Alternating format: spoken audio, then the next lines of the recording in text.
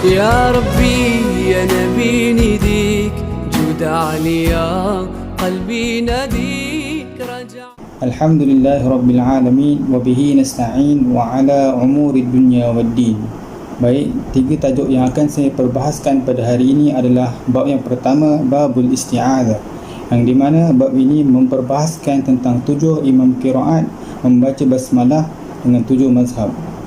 Kemudian bab yang kedua adalah babul basmalah, bagaimana cara imam 7 qiraat membaca dengan basmalah. Kemudian bab yang ketiga saya akan perbahaskan adalah bab surat Ummul Quran, di mana 7 imam qiraat membaca dengan 7 mazhab.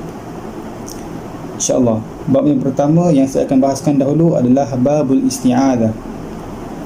Dalam matan ini, yang pertama dia bagi tahu bahawa idza ma aradta ad-dahra taqra'u fasta'idh jiharan minasyaitani billahi musjala. Maka jika seseorang itu hendak membaca sesuatu daripada ayat Al-Quran, maka sepakat 7 imam qiraat membaca dengan ta'awudz, iaitu a'udzu billahi minasyaitonir rajim, dengan lafaz yang kuat dan lantang. Kemudian dalam matan yang kedua dia bagi tahu bahawa ada ma ata fin nahli yusran, seperti mana yang telah didatangkan ayat di dalam Al-Quran dalam surah An-Nahl ayat 98. Ayat itu berbunyi a'udzu billahi minasyaitonir rajim فَإِذَا قَرَأْتَ الْقُرْآنَ فَاسْتَعِذْ بِاللَّهِ مِنَ الشَّيْطَانِ الرَّجِيمِ. Maka apabila seseorang daripada kamu hendak membaca satu daripada ayat Al-Quran, maka hendaklah kamu berta'awuz kepada Allah SWT daripada syaitan yang direjam. Kemudian matan seterusnya membahaskan tentang wa in tazid li rabbika tanzihan falasta mujahala. Maka ada seseorang itu hendak menambahkan ta'awuz dalam nama suci Allah dalam ta'awuz, maka diperbolehkan falasta mujahala, dan bukan adalah salah satu kesusahan ataupun kejahilan seseorang itu, maka dibenarkan. Contoh ta'awuz yang ditambahkan di dalamnya adalah kesucian nama Allah seperti ini: a'udzu billahi samiil alim minasyaitonir rajim. Maka di dalam ta'awuz itu ditambahkan perkataan as-sami' dan al-alim. Itu diperbolehkan di dalam matan Syatibiyah ini. Kemudian saya akan perbahaskan tentang babu basmalah, iaitu bagaimana 7 imam dalam qiraat sab'ah membaca basmalah di dalam surah Al-Quran. Pada matan yang pertama dalam babul basmalah dia dikatakan wa basmala baina surataini bisunnatin rijalun namauha diryatan wa tahammula. Maka keempat-empat imam ini, yang pertama adalah al-imamu qalun, yang kedua adalah al-imamul kisai, yang ketiga adalah al-imamul asim, yang keempat adalah al-imamu ibnu kathir, membaca di antara surataini, iaitu 2 surah yang pada akhir surah sebelum masuk surah yang baru dengan basmalah. Maka 4 imam ini membaca dengan basmalah di antara kedua surah yang baru. Contoh bacaan bagi keempat-empat imam ini adalah waladdallin bismillahirrahmanirrahim alif lam mim.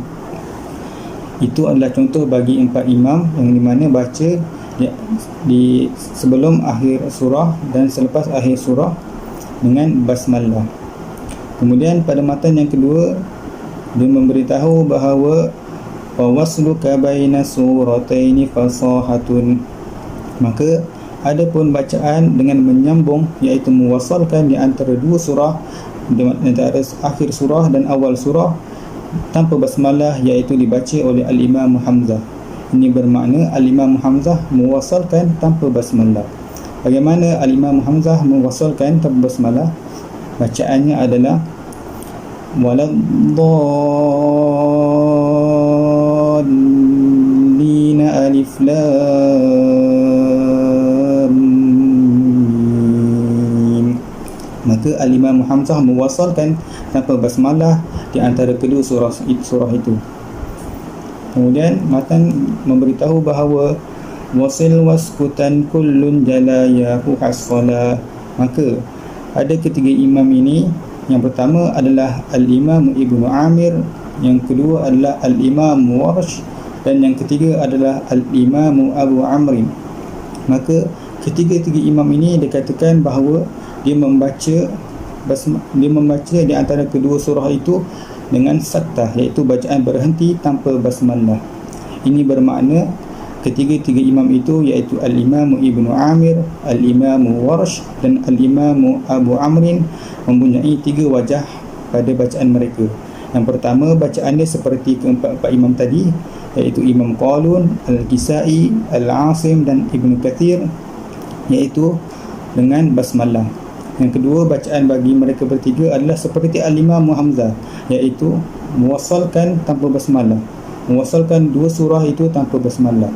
Yang ketiga, bacaan khusus bagi ketiga imam ini adalah dengan saktah tanpa basmalah. Bagaimana saktah itu dapat dibaca oleh ketiga imam ini? Contoh bacaan bagi mereka adalah waladdallin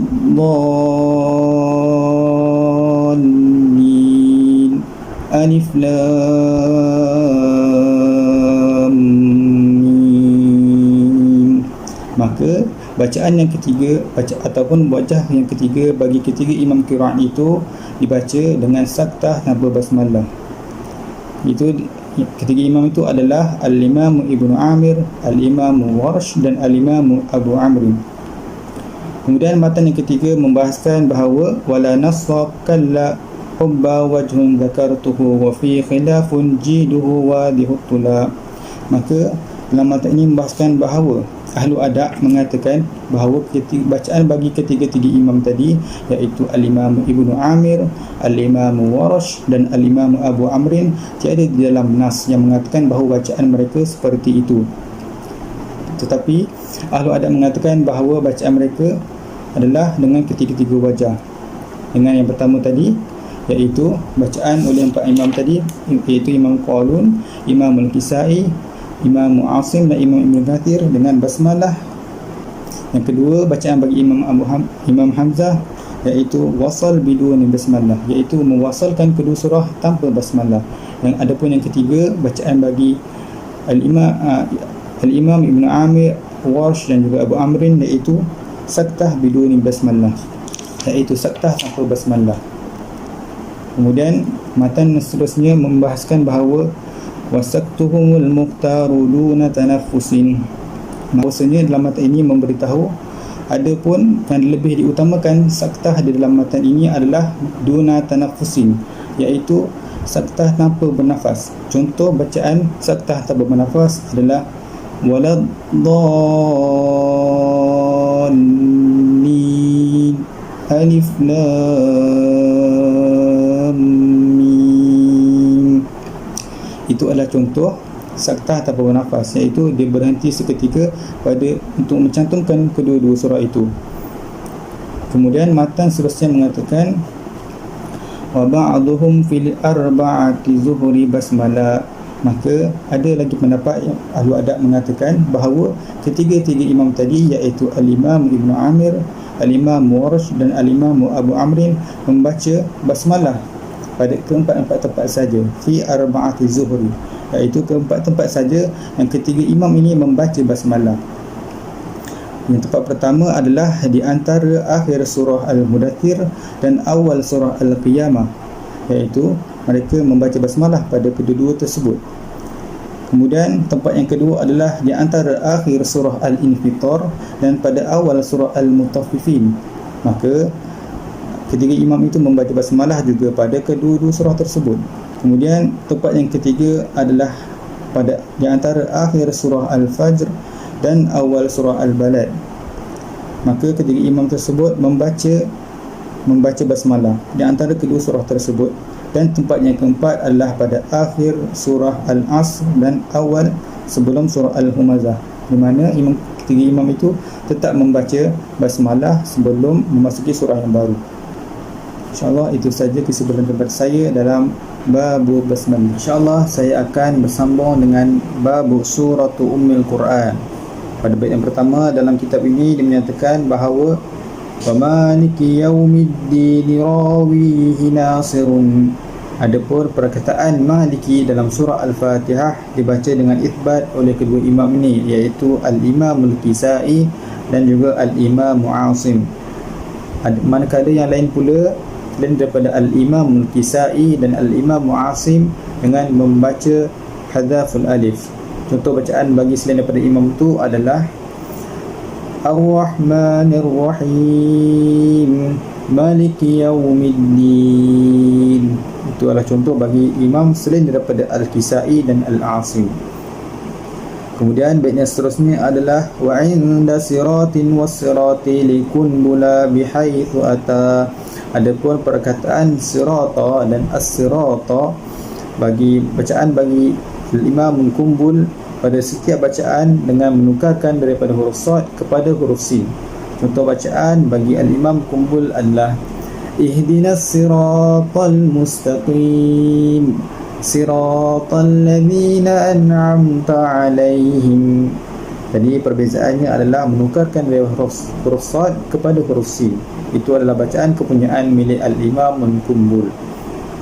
Kemudian baitnya seterusnya adalah was-sada zayan ashimmaha lada khalafin.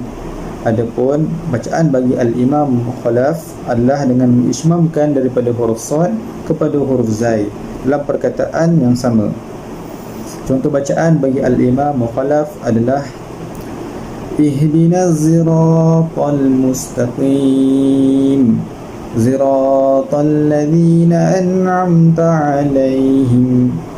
Itu adalah bacaan bagi Al-Imam Khalaf dengan mengismamkan kepada huruf zai. Kemudian baitnya seterusnya adalah washmim liqalladi lil awwala. Maka bacaan bagi Al-Imam Khalaf pula seperti Imam Khalaf, iaitu mengismamkan huruf sad tetapi awwala pada awal perjumpaan huruf sad sahaja. Contoh bacaan bagi Al-Imam Khalaf adalah ihdinas siratal mustaqim siratal ladzina an'amta 'alaihim. Itu adalah bacaan bagi Imam Khalaf, iaitu mengismamkan huruf pada huruf zai pada awal perkataan sahaja. Kemudian baitnya seterusnya adalah alaihim ilaihim hamzatun waladaihim jami'an bidhammil ha. Maka adapun bacaan bagi Al-Imam Hamzah pada perkataan alaihim, ilaihim dan waladaihim dengan mendammahkan huruf ha. Contoh bacaan bagi Al-Imam Hamzah adalah ihdinas siratal mustaqim siratal ladzina an'amta 'alaihim ghairil maghdubi 'alaihim waladdallin. Maka itu adalah bacaan kepunyaan Al-Imam Khalaf daripada Al-Imam Hamzah. Kemudian bait yang seterusnya dia beritahu bahawa waqfan wa mausila. Maka Al-Imam Hamzah boleh membaca dengan waqaf dan juga wasal. Kemudian bait yang seterusnya adalah wasil dhamma mimil jam'i qabla muharrafin birakan. Maka adapun bacaan bagi Al-Imam Ibnu Katsir adalah dengan mendammahkan huruf mim wasil sebelum bersambung, sedang mana sebelumnya adalah huruf yang hidup. Contohnya bacaan Al-Imam Ibnu Katsir adalah ihdinas siratal mustaqim siratal ladzina an'amta 'alaihim ghairil maghdubi 'alaihim waladdallin. Maka bacaan Al-Imam Ibnu Katsir adalah dengan wasil dengan qasr, iaitu dua harakat pada mimul jama' untuk bersambung dengan seterusnya. Kemudian bait yang seterusnya adalah waqalun bi takhairihi jala. Maka Al-Imam Qalun bacaannya ada dua.